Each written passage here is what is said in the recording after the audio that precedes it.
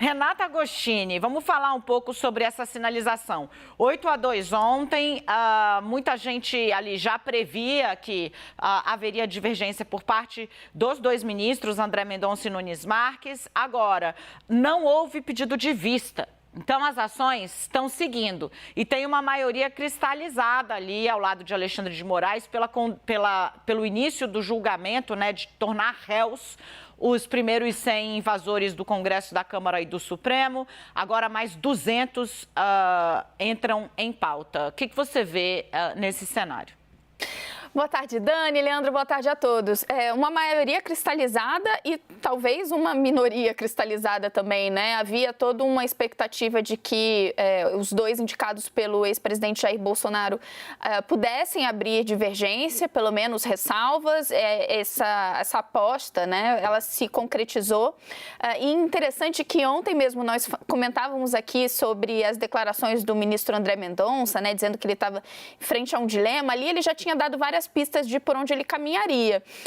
Mas ontem ele tinha dito que talvez não fosse o caso de apresentar aqueles dilemas no seu voto durante a denúncia, mas ele resolveu já colocar tudo na mesa, porque ele já ontem falava sobre essa dúvida em relação ao julgamento correr no Supremo Tribunal Federal, ele apresentou, e ontem ele já falava sobre essa diferença de entendimento entre os chamados executores, então quem foi preso em flagrante, quem foi ali flagrado vandalizando a esplanada dos ministérios, e os incitadores. Ele não esperou o mérito, ele já foi apresentando esse entendimento e essa diferença que ele faz já no momento de analisar a denúncia. Tendo essa tese dos dois, né, o entendimento dos dois, de Nunes Marques e de André Mendonça, que não deveria correr no Supremo, isso sendo uma corrente minoritária, a gente tem uma tendência, a partir de agora, né, como a Dani usou o termo, né, uma maioria cristalizada, a gente tem uma tendência de que essas novas levas de denúncias que vão chegando ao Supremo Tribunal Federal, elas vão encorpando o número de denunciados que vão ter seu julgamento correndo na Suprema Corte. De novo, gente, não é algo pão, pão, queijo, queijo nesse caso. Os argumentos, até minoritários apresentados pelos ministros, de que esse caso deveria correr, por exemplo, na Justiça Federal do Distrito Federal, elas se sustentam, elas não são exóticas. Mas, nesse caso, a maioria dos ministros do Supremo resolveu seguir Alexandre de Moraes, entendendo que a gente está aí diante de um crime contra o Estado, diante da importância do que aconteceu, o Supremo Tribunal Federal tem de olhar o caso atentamente. Então, eu acho que a partir de agora, né, já que já que estamos diante da primeira leva, é um pouco para você que está nos acompanhando pensar, a gente vai ouvir falar muito desse caso. A gente ainda não tem uma data para o julgamento do mérito, mas a gente tem depoimentos, oitivas, coleta de provas que se seguirão agora, e a gente está falando de muita gente. Então, lembrem-se de julgamentos que ficaram célebres na corte, este é um deles. Ô, Leandro Rezende, né? Vamos olhar um pouquinho. Aliás, Igor, eu deixei uma tarjinha para você aqui na lauda da Renata, se você quiser, uma tarja de análise. Igor, Leandro, falar com muita gente ao mesmo tempo, né? Falo até com quem não está aqui, coitado, mas o telespectador já conhece todos vocês. Todos. Gente, Leandro, isso reforça também um pouco da importância que vai ter a indicação de Luiz Inácio Lula da Silva para o Supremo Tribunal Federal. Esse é um processo que não vai se esgotar em 1, 2, 3, 4 levas, é muita gente, 1.300 denunciados pela Procuradoria-Geral da República. Certamente o ministro que se somar ao Supremo Tribunal Federal vai se deparar com este caso. Isso com você tendo ali um 8-2, que me parece, de novo, né, cristalizado na corte. Dani, boa tarde para você, Renata, todo mundo que está com a gente aqui no 360. Está muito claro que o Supremo Tribunal Federal vai ter uma maioria aí para ir avançando semana por semana até bater essas 1.300 pessoas denunciadas e todas elas se tornarem réus, né? E ficou clara essa, não é uma divisão no Supremo Tribunal Federal, mas um entendimento muito consolidado de 8 ministros que já garantem aí que a gente vai ter um longo processo pela frente. A previsão que se faz ali de algumas pessoas que estão acompanhando esse julgamento é de que nas próximas 10 semanas a gente deve ter análise de levas de denúncias. E isso vai sempre manter o 8 de janeiro vivo e vai ocorrer em concomitância à CPMI do 8 de janeiro, dos atos antidemocráticos. A gente vai falar dessa CPMI em específico mais para frente, mas é um caldo político que está dado e está na conta também de quem está aí projetando qual nome vai ser indicado, está na conta da política também esses julgamentos no Supremo Tribunal Federal. À medida que eles forem avançando, vão se produzir novos fatos que vão ou não ser incorporados à CPMI, que vai ter um trabalho gigante para olhar, além dessas prisões todas que vêm da Operação Lesa Pátria da Polícia Federal, uma série de outras operações da PF que tem gente presa e daqui a pouco também vai ter avanço nos processos no âmbito já da Justiça. Isso é um ponto. O ponto que você coloca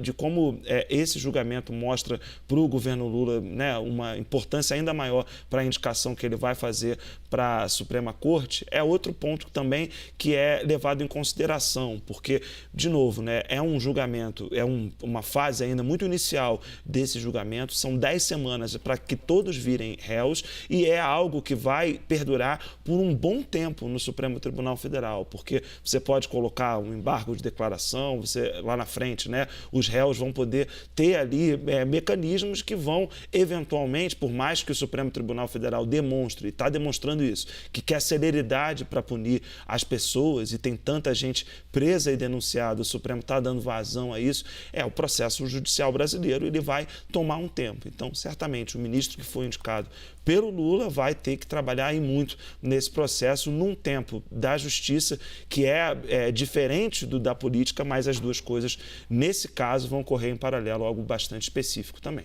Duas coisas. A Renata acaba de trazer aqui para a gente que Gabriel Irabaaz informa o ministro Alexandre de Moraes, presidente do Tribunal Superior Eleitoral, acaba de desembarcar no Congresso Nacional. Ele estava ali, agora, primeiro foi... temos a imagem aí, ó, tá aí. Isso foi a coisa de 2 minutos. Alexandre de Moraes desembarca no Congresso Nacional. Hoje, a Câmara dos Deputados deve votar o PL das fake news, a urgência para que ele vá direto ao plenário, projeto de lei que impõe responsabilidades às plataformas digitais, redes sociais, que não atuarem para remover conteúdo, discurso de ódio, pregação de violência. O Twitter tentou defender a permanência até de postagem que pregava massacre em escolas no Brasil, gente. Então, é sob a ótica desses acontecimentos que deixaram alarmados a população.